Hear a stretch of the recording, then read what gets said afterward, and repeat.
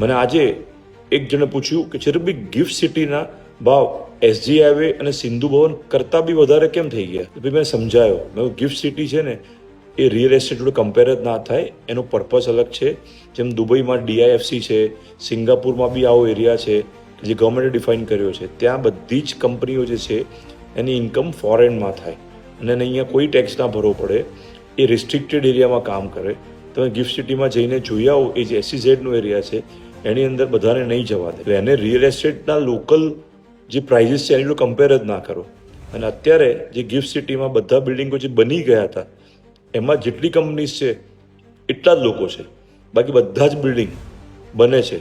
અને ઇમેજિન કરો, બધા બિલ્ડિંગ જો બની જશે અને જે બધી કંપની ને અહીંયા આવું છે અને મોટી મોટી ફ્લોર સ્પ્રેડ મળશે તો કેવા લોકો અહીંયા આવશે, કેવું ઇન્ફ્રાસ્ટ્રક્ચર બિલ્ડ થશે.